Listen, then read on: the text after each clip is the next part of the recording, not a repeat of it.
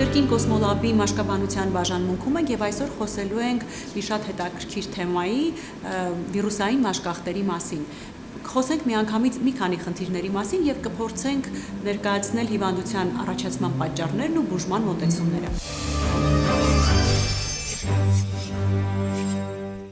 Ողջույն բժիշկ Ավագյան։ Բարև ձեզ։ Այնպիսի թեմա ենք ընտրել, որին բախվում են շատերը, սակայն չգիտես ինչու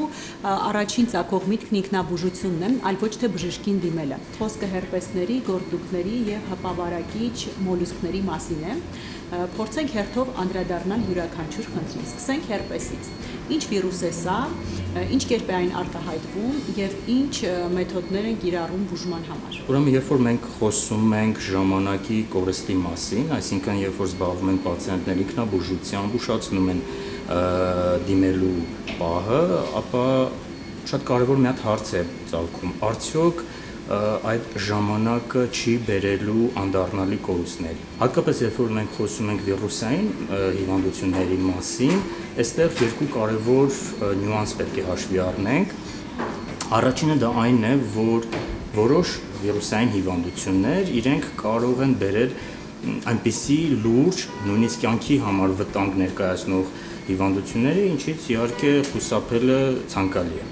Եվ երկրորդը պետք է հաշվի առնել, որ սրանք վարակիչ հիվանդություններ են եւ համաճարակաբանական առումով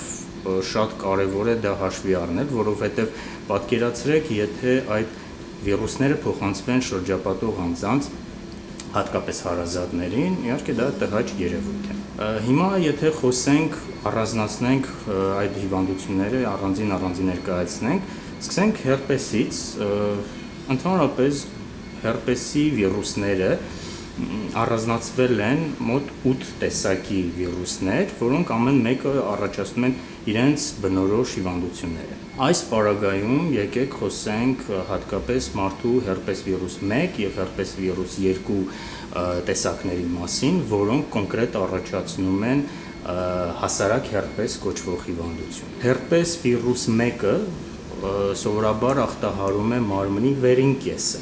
գոտկատեղից վերև եւ մասնավորապես շրթունքային շրջանները եւ առաջացնում է այսպես կոչված լաբիալ հերպես կամ շրթունքային հերպես, որի հետ երևի թե շատերն են առնչություն ունեցել եւ ստատիստիկորեն հաստատվել է, որ ազգաբնակչության մոտավորապես 60-65%-ը ունի հերպես վիրուս։ Իսկ հերպես վիրուս երկրորդը, մարդու հերպես վիրուս երկրորդը ինքը ախտահարում է մարմնի ստորին կեսը, այսինքն գոտկատեղից ներքև եւ շատ հաճախ համարվում է սեռական ճանապարհով փոխանցվող վարակի հարուցիչ, քանի որ տեղակայվում է հիմնականում գենիտալ հատվածներում։ Ինչպիսի գանգատներ կարող է ներկայացնել պացիենտը հերպեսով։ Նախ եւ առաջ տիպիկ տեղակայմամբ շրթունքի եւ գենիտալ հատվածներում առաջանում են էրիթեմատոզ կամ բորբոքային էլեմենտներ, որոնց վրա բշտիկներ։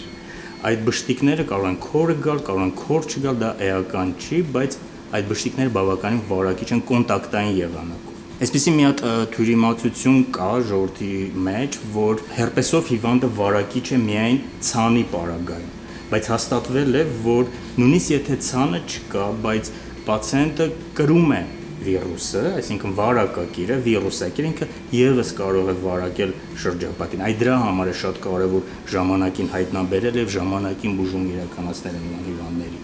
Իսկ եթե խոսում ենք բուժման մասին, ապա պետք է նկատի ունենանք մի հարց, որ երևի թե բոլոր վիրուսային հիվանդությունների, մաշկի վիրուսային հիվանդությունների մեջ հերպեսը դա այն եզակին է, որը ունի յուրահատուկ հակավիրուսային բուժում, որը ժամանակին իրականացնելու պարագայում եւ քանի որ հերպեսը ինքը քրոնիկ հիվանդություն է եւ հերպեսի վիրուսը կարող է երկարատև մնալ օրգանիզմում, ապա նաեւ պետք է հակառեցիդիվային, այսինքն բուժում կրկնումների, սրացումների դեմ, դա իրականացնելու պարագայում հնարավոր է կանխել սրացումները եւ իհարկե հնարավոր է կանխել վարակի տարածում։ Իսկ ինչ վիրուսի հետ գործ ունեն գորտուկների դեպքում եւ թույլատրելի է արդյոք ինքնաբուժությունը, քանի որ շատ տարածված է, որ գործունեները փորձում են ինքնուրույն բուժել։ Գործունեները իրենք բավականին տարածված խնդիրներ են եւ գործունեների հարուցիչները պապիլոմավիրուսներն են։ Պապիլոմավիրուսներ առանձնացվել են մոտ 150 ենթատեսակներ, որոնցից յուրաքանչյուրն առաջացնում է իրեն բնորոշ ցանը, իրեն բնորոշ խնդիրը, որոշները սովորական գործունեներ, որոշները սեռական գործունեներ կամ կոնդիլոմաներ եւ որոշները նույնիսկ կարող են առաջացնել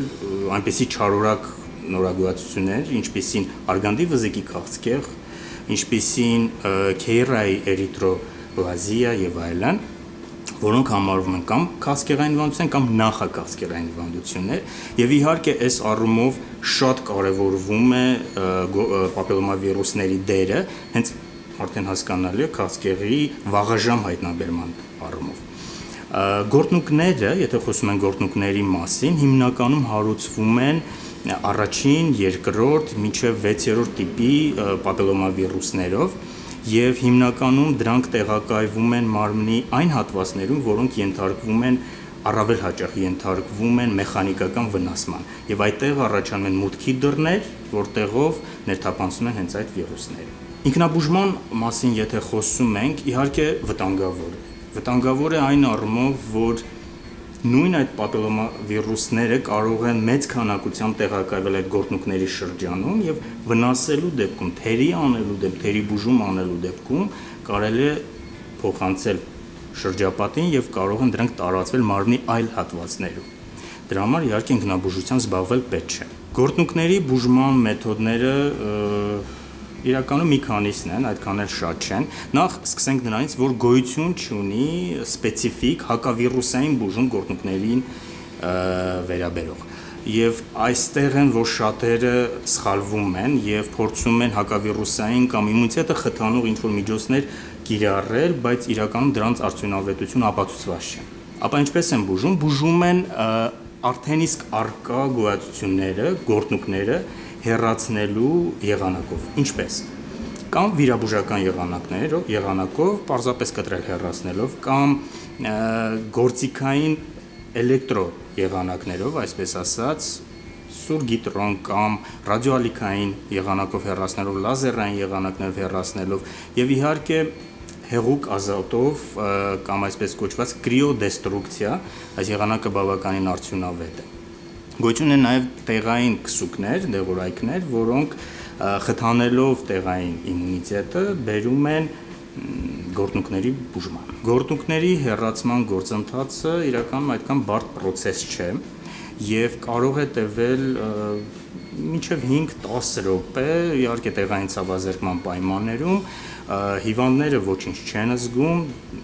դուրս են գրվում առանց ինչ-որ բարդությունների, առանց ինչ-որ խնդիրների, ինքնալավացումը տեղի ունենում մի քանի օրերի ընթացքում եւ վերջ։ Այսինքն ավելի հեշտ է ձերբազատվել գործունեներից բժշկական պայմաններում, քան թե իրականացնել նույն պրոցեդուրան տան պայմաններում, իհարկե դա ռիսկային, իհարկե դա կարող է բերել շատ լուրջ խնդիրների։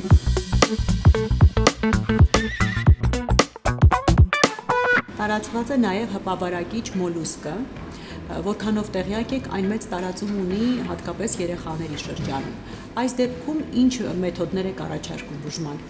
Հպավարակիչ մոլուսկը եւս վիրուսային հիվանդություն է, սրանց հարուցիչները պոքս վիրուսներն են, որոնք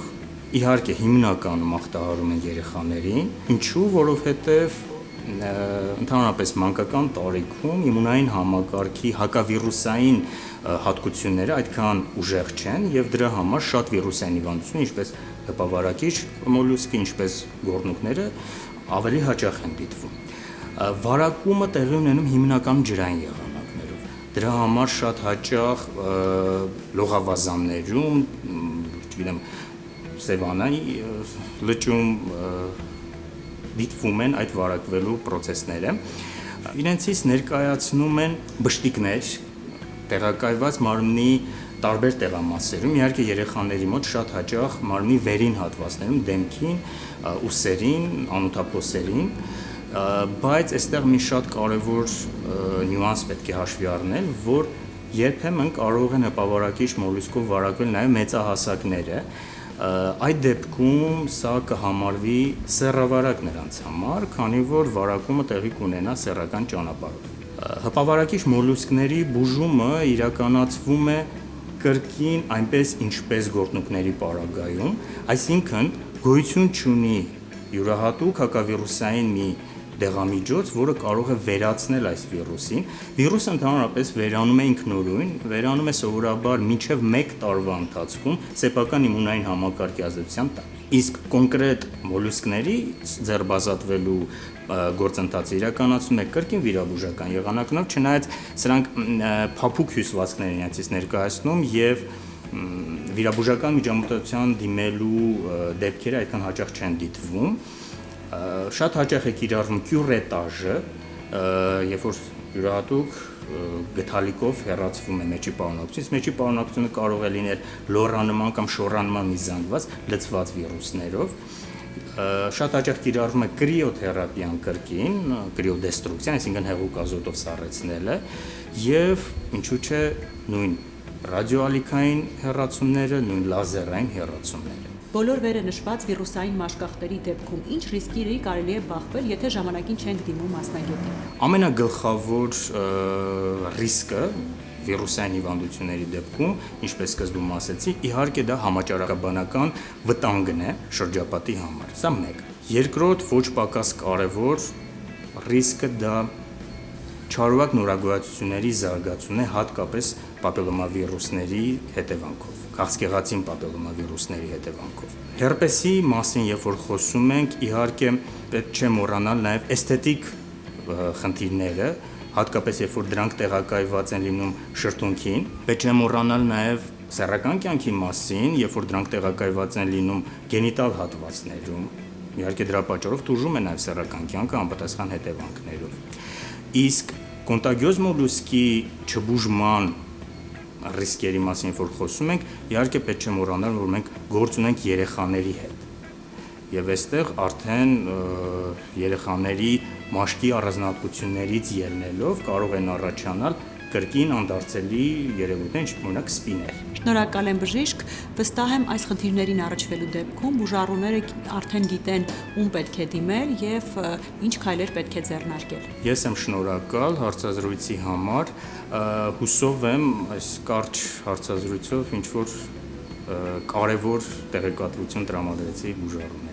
Սիրելի հեռուստադիտողներ, վստահեք ձեր առողջությունը միմիայն փորձառու եւ բանիմաց բժիշկների։ Իսկ մաշկաբանի խորհրդատվության համար կարող եք գրանցվել էկրանին նշված հեռախոսահամարներով։ Առողջ եղեք։